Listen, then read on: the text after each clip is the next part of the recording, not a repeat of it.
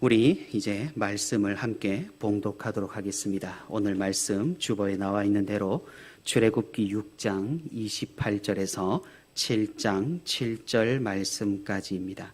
제가 말씀을 봉독하도록 하겠습니다. 여호와께서 애굽 땅에서 모세에게 말씀하시던 날에 여호와께서 모세에게 말씀하여 이르시되 나는 여호와라. 내가 내게 이르는 바를 너는 애굽 왕 바로에게 다 말하라. 모세가 여호와 앞에서 아뢰되 나는 입이 둔한 자이오니 바로가 어찌 나의 말을 들으리이까. 여호와께서 모세에게 이르시되 볼지어다. 내가 너를 바로에게 신같이 되게 하였은즉 내 형 아론은 내 대언자가 되리니 내가 내게 명령한 바를 너는 내 형 아론에게 말하고 그는 바로에게 말하여 그에게 이스라엘 자손을 그 땅에서 내보내게 할지니라. 내가 바로의 마음을 완악하게 하고 내 표징과 내 이적을 애굽 땅에서 많이 행할 것이나 바로가 너희의 말을 듣지 아니할 터인즉 내가 내 손을 애굽에 뻗쳐 여러 큰 심판을 내리고 내 군대 내 백성 이스라엘 자손을 그 땅에서 인도하여 낼지라. 내가 내 손을 애굽 위에 펴서 이스라엘 자손을 그 땅에서 인도하여 낼 때에야 애굽 사람이 나를 여호와인 줄 알리라 하시매 모세와 아론이 여호와께서 자기들에게 명령하신 대로 행하였더라. 그들이 바로에게 말할 때에 모세는 80세였고 아론은 83세였더라. 아멘. 네, 오늘도 이렇게 주님과 함께 동행하기 위해 수요 기도의 자리에 오신 우리 성도 여러분 진심으로 환영하고 또 축복합니다. 오늘 말씀을 듣는 가운데 하나님의 크신 위로와 은혜와 그리고 또 믿음에 대한 결단이 우리 모든 성도 여러분들에게 있기를 소망하며 축복합니다. 우리는 이 세상에 태어나서 한 사람이라는 인격과 주체를 가지고 살아갑니다. 내가 무엇을 할지 선택을 하고 또 내가 어떤 공부를 할지 선택을 하고 또 내가 무슨 일을 할지 선택하여 우리는 인생을 살아가게 됩니다. 따지고 보면 그렇습니다. 내 삶을 구성하는 것은 나의 선택과 그리고 나의 활동들입니다. 내가 내 인생을 살아가는 것입니다. 물론 다른 사람이 내 인생에 들어와 함께 삶을 영위한다고 하더라도 내가 판단하고 내가 행동한다는 사실은 크게 달라지지 않습니다. 무구한 인간의 역사가 그래왔습니다. 사람들은 자신들의 미래를 위해 선택하고 행동을 했습니다. 역사란 거대한 답이 인간의 활동으로 이루어진 것입니다. 세계사를 살펴봐도 또 전쟁사를 살펴봐도 또 심지어 성경책을 살펴봐도 우리 인간이 역사를 이루고 역사를 주관하는 것처럼 보입니다.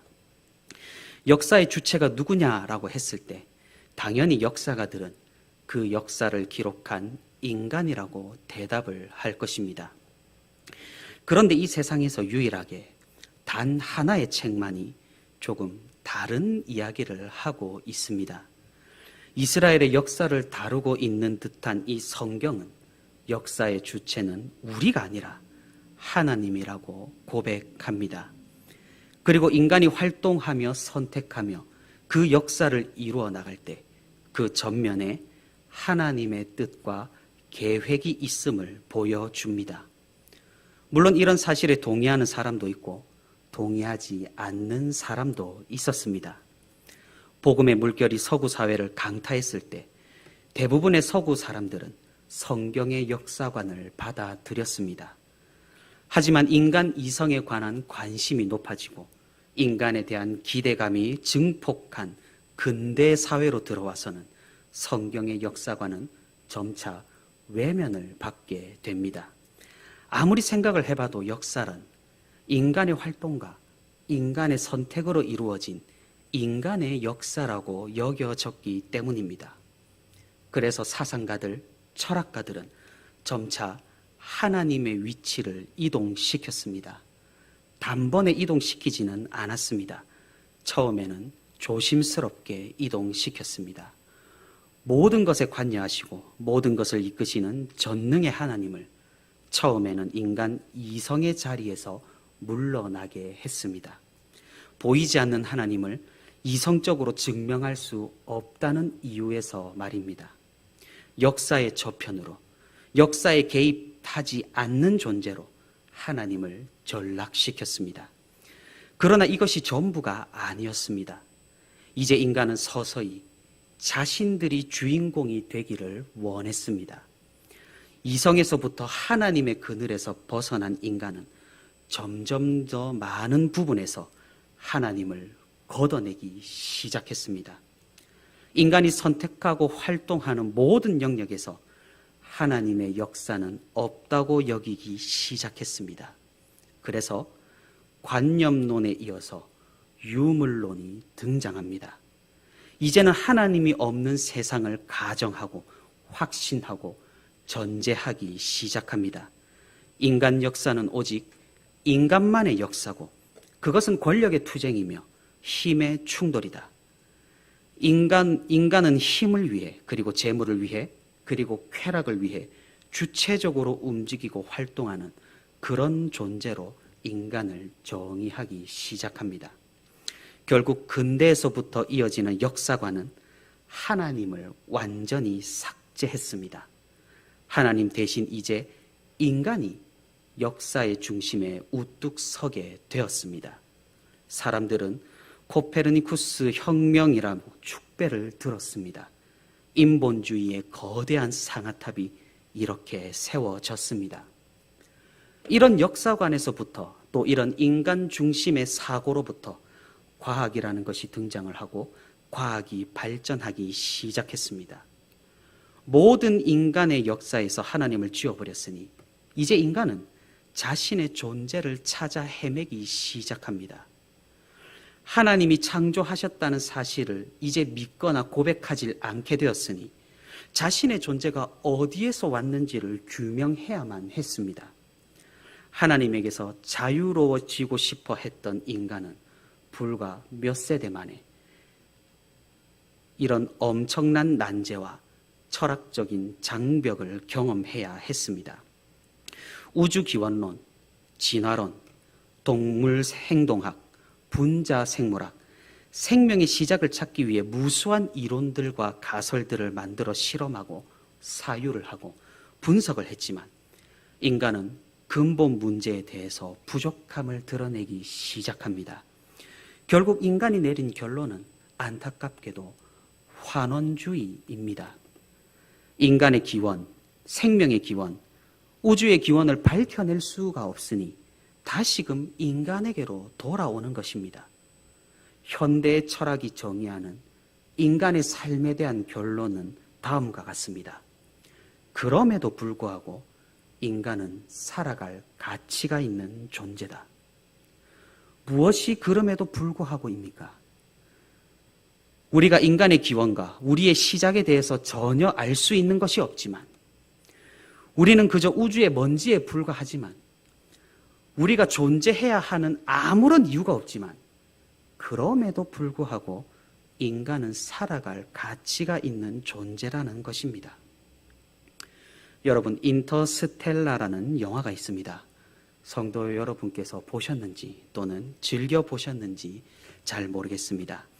이 영화는 굉장히 과학적인 영화로 멸망을 앞둔 지구의 운명 앞에서 중력 방정식이라는 것을 풀어내어 인간이 이제 행성의 중력에서도 자유롭게 되고 에너지를 얻어서 우주에서 번영을 누리게 된다는 그런 내용의 영화입니다.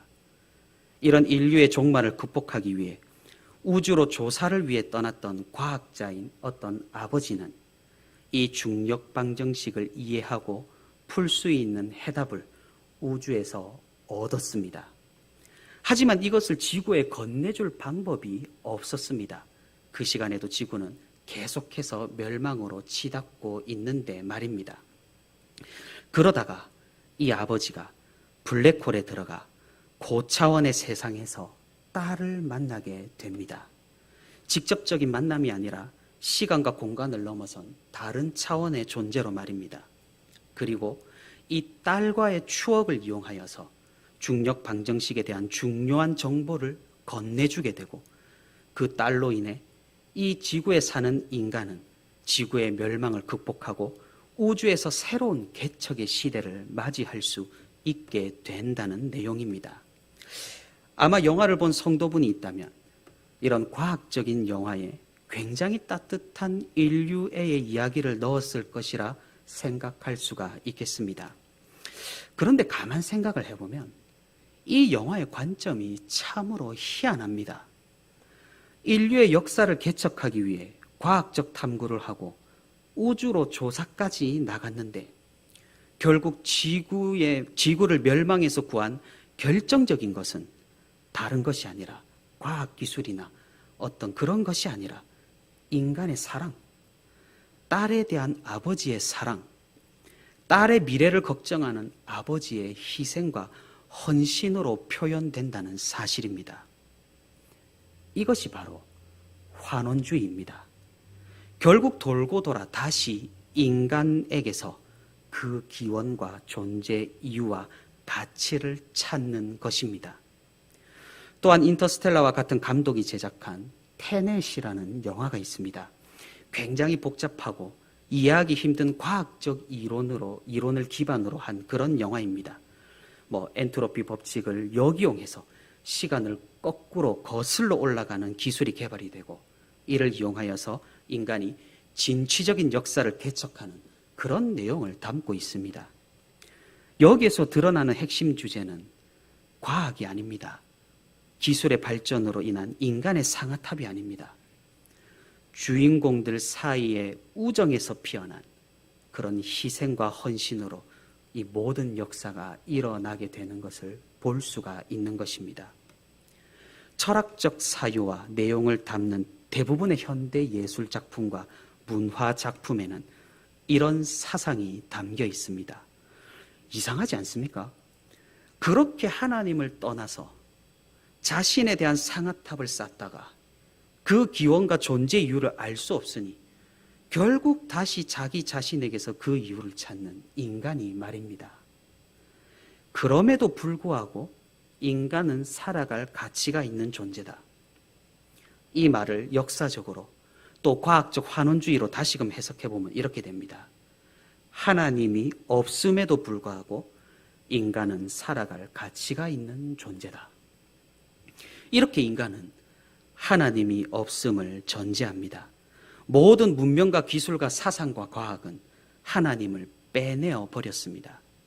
그리고 끝도 없을 높은 바벨탑을 쌓아갔지만 이제는 그 탑이 더 이상 올라가지 못하고 있습니다.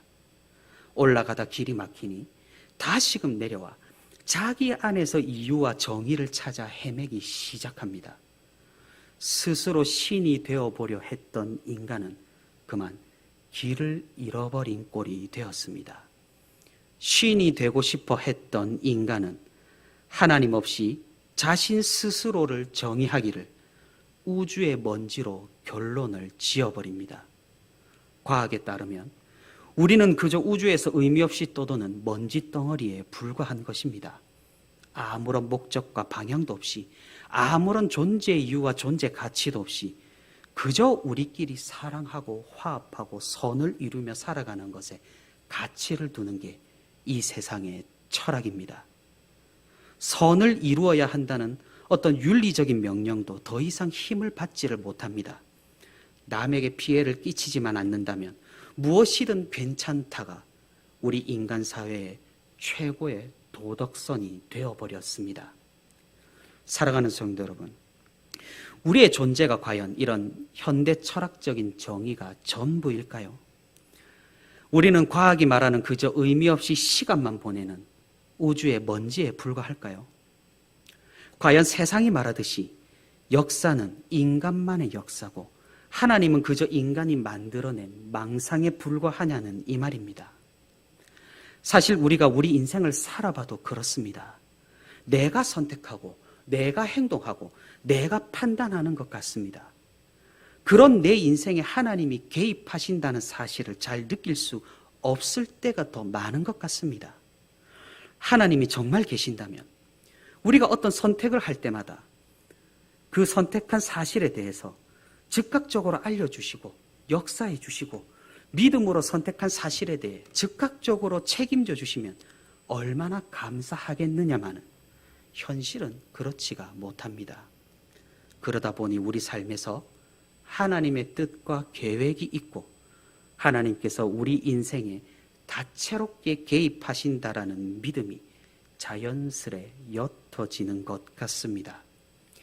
하나님께서 역사의 주관자라는 사실, 하나님이 내 삶의 모든 과정에 개입한다라는 사실을 우리가 어떻게 알 수가 있고 또 우리가 무엇으로 고백을 할 수가 있을까요? 오늘 우리가 읽은 성경 본문은 이스라엘이 애굽에서 하나님의 역사로 탈출하여 말씀하신 땅으로의 출발하는 이야기를 들려줍니다. 우리는 이 이야기로부터 하나님께서 어떻게 우리 역사에 개입하시는지를 자세히 살펴볼 수가 있습니다. 우리가 출애굽기 이야기에서 주로 이 이야기를 접하다 보면 주목하고 눈여겨보는 장면들이 있습니다. 그것이 무엇입니까? 아마도 첫 번째로는 홍해를 갈라 이스라엘 백성들이 애굽의 추격에서 벗어나는 그런 멋진 장면일 것입니다. 그리고 두 번째로는 애굽에게 10가지 재앙이 일어나는 그런 스펙타클한 장면일 것입니다. 마지막으로 세 번째로는 이 모든 것을 이스라엘 백성들을 이끌고 주도했던, 이 모든 것을 감당했던 모세라는 인물일 것입니다. 우리는 출애굽기를 읽을 때 때때로 이렇게 생각을 합니다. 하나님과 바로의 대결에서 하나님이 승리하시고 그 대가로 이스라엘 백성들이 풀려나 가나안으로 가는 출발점이라고 말입니다. 그 일을 훌륭하게 수행한 모세는 위대한 선지자고 그가 이룬 위대한 업적들은 감히 역사상 있었던 어떤 선지자들도 따라올 수 없다고 말입니다. 그래서 예부터 모세는 사람들에게 깊은 감명을 준 위대한 인물이었습니다. 지금도 모세는 근동에서 발생한 종교들에서는 이견이 없는 위대한 하나님의 선지자로 여겨집니다. 기독교뿐만 아니라 유대교, 이슬람교에서도 말입니다. 그리고 현대의 관점으로 성경을 연구하는 학자들도 이 모세의 위대성을 부인하지 않습니다. 그 막강했던 이집트를 굴복시키고 이스라엘 백성들을 이끌고 출애굽한 그의 능력을 말입니다. 그런데 오늘 본문을 우리가 가만히 살펴보면 우리가 생각했던 그 위대한 모세의 모습과는 사뭇 다른 모습을 우리는 발견할 수 있습니다. 모세가 누구입니까? 요셉의 인도로 애굽에 정착한 히브리인의 인구가 날마다 늘어나자 애굽은 걱정을 하기 시작했습니다. 그들이 취한 정책은 잔인한 억제 정책이었습니다. 새로이 태어난 아이를 나일강으로 던져 인구 증가를 막는 교활한 방법을 사용했습니다. 그런 상황 가운데서 모세는 갈대 상자에 담겨 강가로 흘러 들어가게 됩니다. 우연히 애굽의 공주가 그 상자를 발견하고 그 안에 아이를 취하게 됩니다. 그러자 뒤따라오던 모세의 누이인 미리암이 공주에게 제안을 합니다. 유모를 찾아주겠다고 말입니다. 이 애굽의 공주가 과연 이 모든 사실을 몰랐을까요? 이 아이를 자신이 거둔다면 아버지 바로의 정책에 반하게 되니 큰 부담으로 다가오지 않았을까요? 그런데 공주는 이상한 선택을 하게 됩니다. 이 아이를 모세라 부르고 자신의 아들로 삼아 왕궁에서 자라게 합니다. 인간의 이성과 인간의 판단으로는 쉽게 하지 못할 선택들이 연속해서 일어나는 것입니다. 이 모세는 당시 최고의 교육을 받고 자라나 억압당하는 히브리인들을 위해 모종의 사명감을 가지게 됩니다. 하지만 순간의 잘못으로 애굽 사람을 죽이게 되고 그것이 발각이 되어 도망가는 신세가 됩니다. 그렇게 도합 80년의 세월이 흘렀습니다.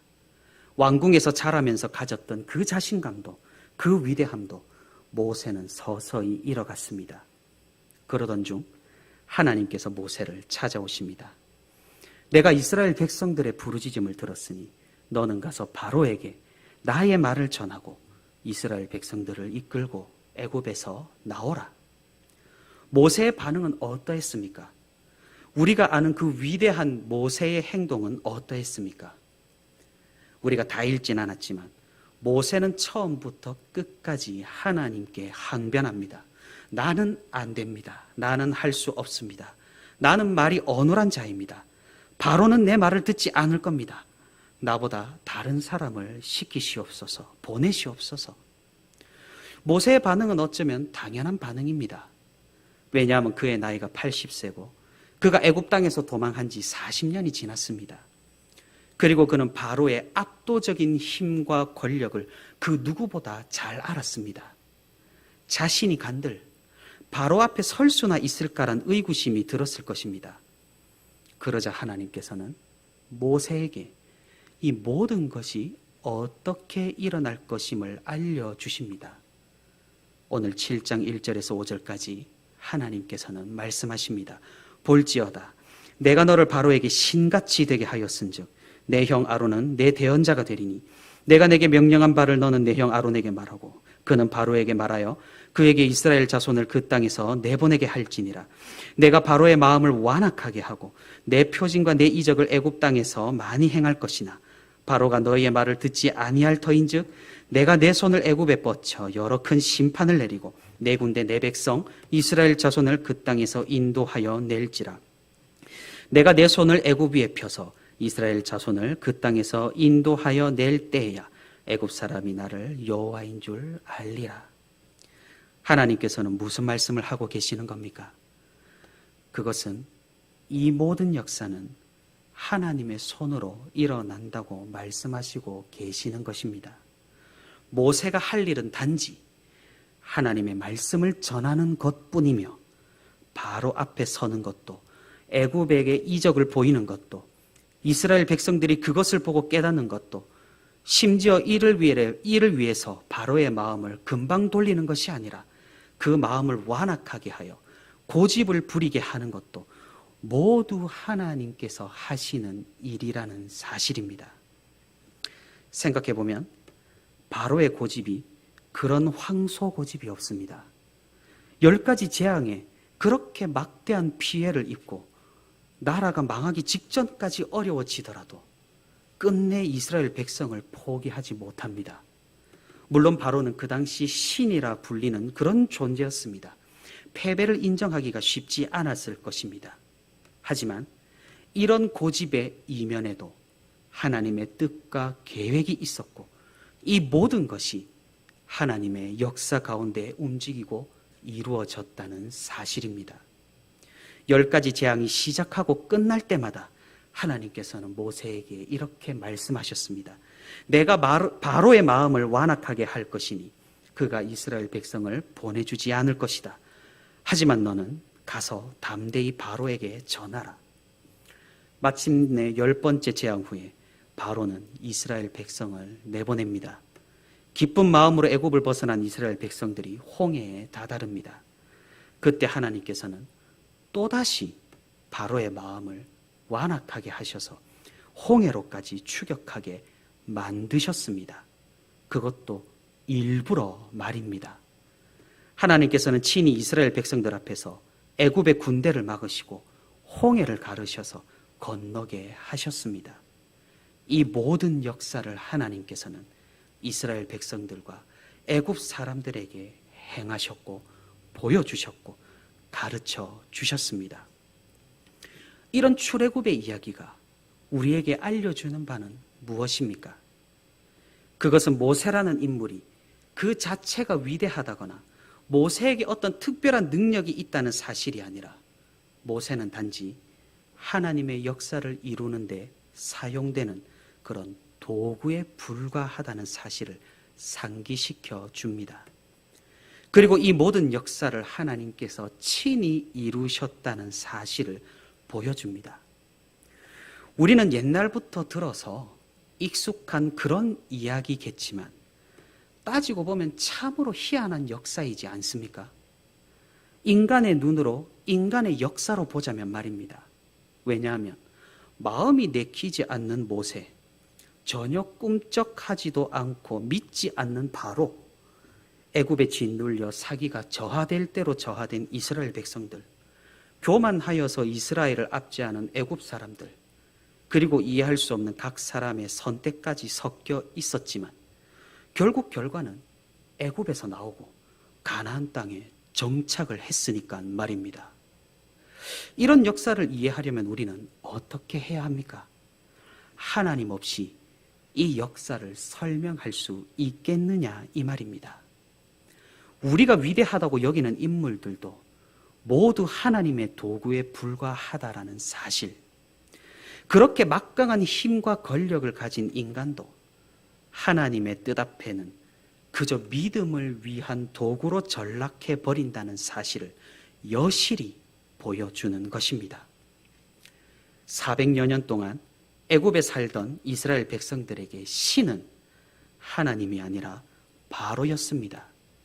바로의 말이 절대적이었고 바로의 법이 곧 자신들의 법이 되었습니다.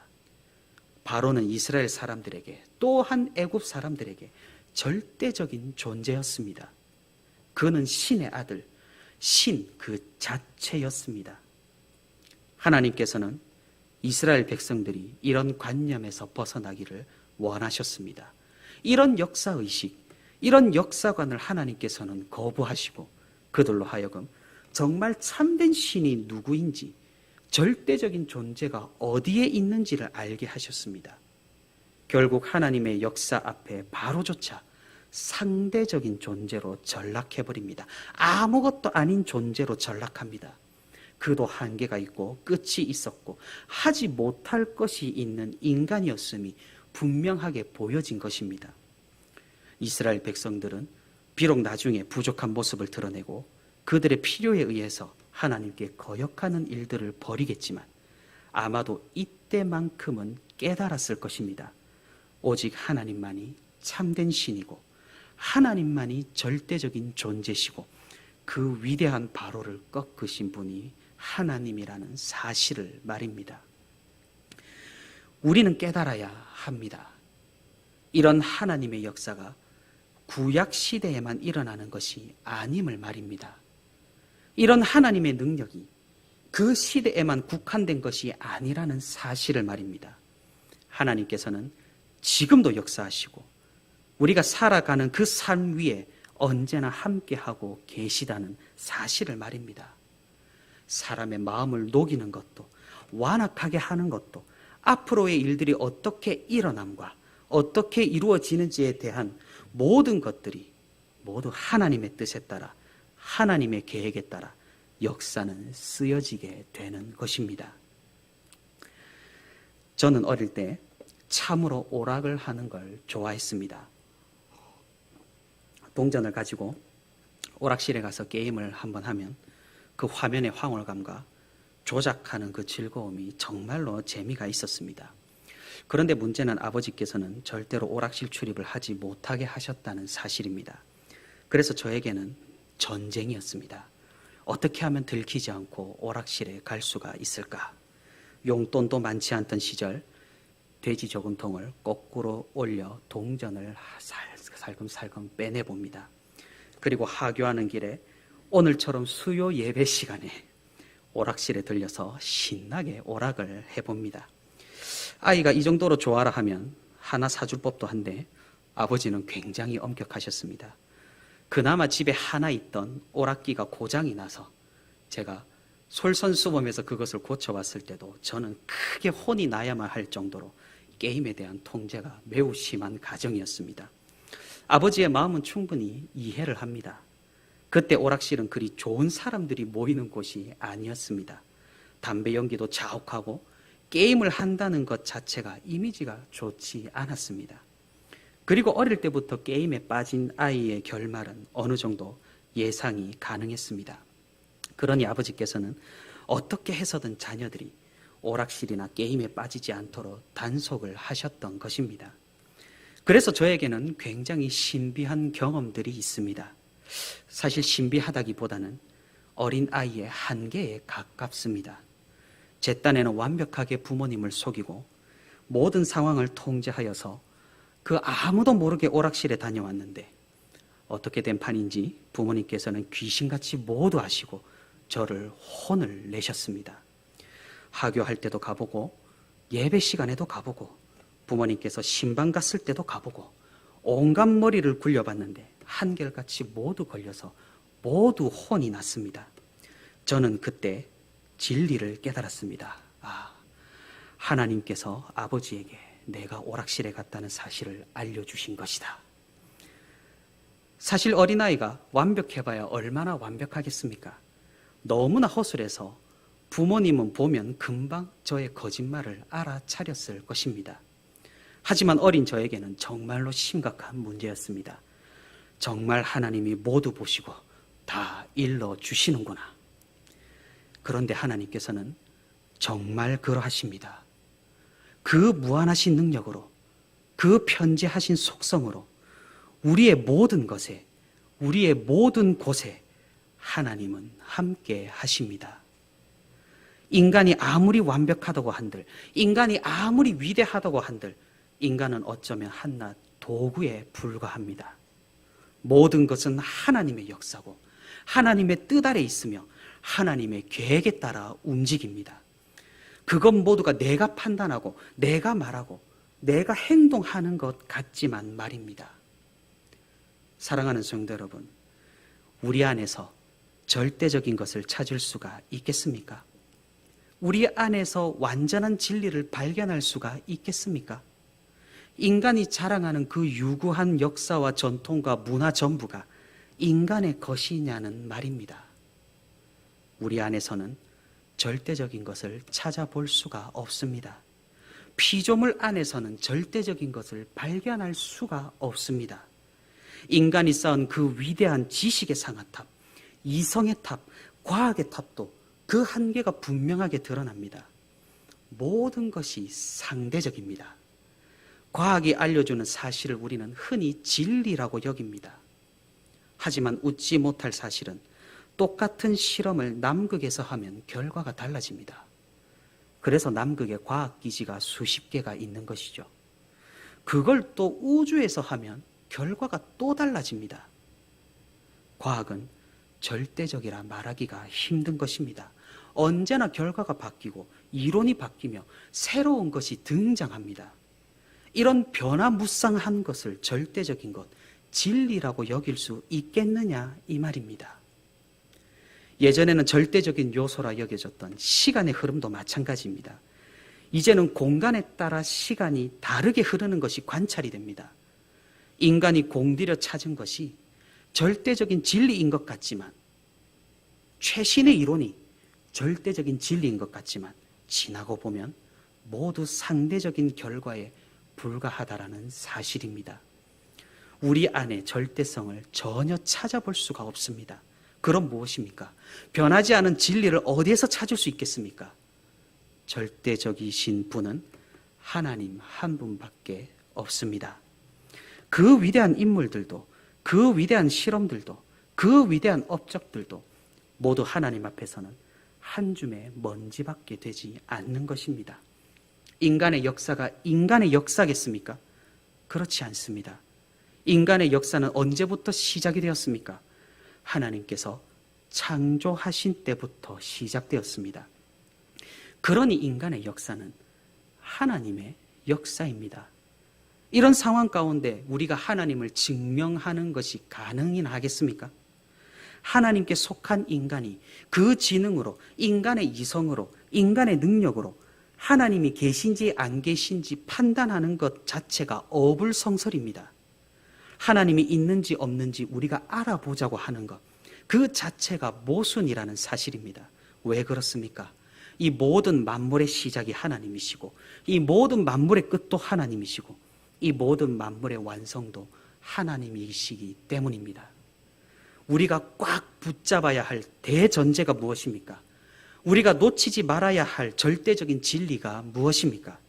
그것은 하나님이 모든 것이며 하나님의 역사가 우리의 역사며 우리는 하나님을 판단할 수 없고 오직 경배밖에 할 수 없다는 사실입니다. 우리가 만약 하나님의 존재 유무를 따지고 판단하겠다고 덤빈다면 그것은 또 하나의 선악과를 따먹는 그런 행위가 될 것입니다. 사랑하는 성도 여러분, 우리가 살아가는 것, 모두 하나님의 역사 가운데 일어나는 일입니다. 우리의 삶도 우리의 행동도 우리가 하지만 하나님께서 하시는 일입니다. 그러니 무엇입니까? 우리는 내가 한다라는 교만을 버려야 합니다. 인간은 그렇습니다. 선악과를 먹은 후부터 자꾸만 자신이 주인공이 되고 자신이 주체가 되려고 합니다. 서점에서 우후죽순으로 나오는 베스트셀러들, 그리고 방영되고 방송되는 매체들, 위대한 업적이랍시고 알려지는 사상들, 모두 인간 중심의 인간 역사를 들먹입니다. 그렇게나 자아 정체성을 찾아서 헤맵니다. 하지만 그렇게 찾아본들 결국 교활한 자아밖에 얻을 수가 없는 것입니다. 우리는 하나님 안에서 정체성을 찾아야 하고 하나님을 전제하고 이 모든 역사를 이루어야 합니다. 우리가 하는 믿음과 신앙의 역사도 마찬가지입니다. 우리가 살아가는 그리스도인의 삶도 마찬가지입니다. 내가 하려면 반드시 무너집니다. 내가 발버둥 치면 반드시 넘어집니다. 내가 전면에 나서면 반드시 교만의 함정에 빠지게 됩니다. 그럼 우리는 어떻게 해야 하겠습니까? 하나님이 하신다는 사실을 고백해야 합니다. 모세가 하나님께 했던 그 숱한 부정적인 발언들, 나는 안 됩니다. 나는 못합니다. 나 대신 다른 사람을 보내시옵소서. 이 발언들을 우리가 하나님 앞에서 눈물로 고백할 수 있어야 합니다. 우리는 착각을 하기 쉽습니다. 우리가 의를 얻는 것은 하나님께서 하신 일이지만 구원받은 성도로 의롭게 살아가는 것은 내가 해야 하는 것이라고 말입니다. 그리고 또 착각하기 쉽습니다. 하나님께 상급을 받으려면 내가 열심히 해야 하고 내가 행동해야 한다고 말입니다. 그렇게 의롭게 살아보려다 낙심하고 실패하여 그냥 매너리즘에 빠져버려 성도가 아니라 종교인이 되는 경우가 굉장히 많다는 사실입니다. 사랑하는 성도 여러분, 개역신학에 이중적 은총이라는 표현이 있습니다. 그것은 칭의도 은혜고 성화도 은혜라는 진리입니다. 무슨 말입니까? 예수 그리스도의 공로로 우리에게 의로움이 전해지는 것도 은혜고, 그 전해진 의로움으로 우리가 생활을 해서 선을 행하고 믿음의 행동을 하는 것조차 은혜라는 사실입니다. 그리고 최종적으로 하나님께 받는 상급도 은혜로 받는다라는 말입니다. 이게 무엇입니까? 내가 아니라 그리스도께서 내 안에 사신다는 말입니다. 우리의 삶이나 상급이 나의 공로가 아니라 그 삶까지도, 그 상급까지도 하나님께서 친히 하셨으나 우리의 것으로 여겨져 우리가 받게 된다는 것입니다. 거룩한 삶도 신자의 삶도 100% 하나님께서 하신다라는 그런 말입니다. 하지만 그것은 우리가 가만히 있으면 저절로 되는 것은 아니겠죠. 우리가 그것 100% 행해야 하는 것입니다. 그러니 우리의 구원과 우리의 삶과 우리의 거룩함을 하나님께서 하셨으니 내가 했어도 다시금 하나님께서 이 모든 것을 하신 것이라는 고백이 나오게 되는 것입니다. 우리의 인생도 우리의 역사도 마찬가지입니다. 내가 사는 것이 아닙니다. 하나님께서 내 안에 사시는 것이고 내 안에 역사하시는 것입니다. 우리는 그 자리를 모세처럼 하나님께 내어주기만 하면 되는 것입니다. 그렇게 한다면 우리는 이 지긋지긋한 타성의 고리를 벗어날 수 있을 것이고, 내가 아니라 하나님께서 하시니 불가능해 보였던 믿음의 행동도 은혜로 감당할 수 있게 되는 것입니다. 말씀을 맺도록 하겠습니다. 우리가 고백할 수 있기를 바랍니다. 이 험난한 세상 가운데서, 이 어지럽고 혼탁한 세상 가운데서 서로 자신들이 주인공이라고 싸우며 서로 앞서기 위해, 올라서기 위해 남들을 짓밟는 이 각박한 세상 가운데서 서로 자신이 주체가 되어 아등바등 살기 위해서 발버둥 치는 이 세상 가운데서 우리가 진정으로 평화를 누리고 하나님이 이 모든 것을 주관하시고 역사를 일으키신다라는 사실을 우리가 고백할 수 있기를 바랍니다. 그리고 내가 하는 것이 아니라 비록 내가 행동하고 생각하고 내가 움직이지만 하나님께서 이 모든 것을 이끄시고 인도하신다라는 이 믿음을 우리가 고백할 수 있기를 바랍니다. 그리한다면 우리는 우리 자신을 내세우는 것이 아니라 하나님을 믿는 믿음을 내세우게 될 것이며 교만한 마음이나 경쟁과 다툼이나 질투가 아니라 오직 믿음 안에서 참된 것들을 내세울 수 있게 될 것입니다. 그리스도인의 삶은 나로부터가 아니라 하나님으로부터 시작합니다.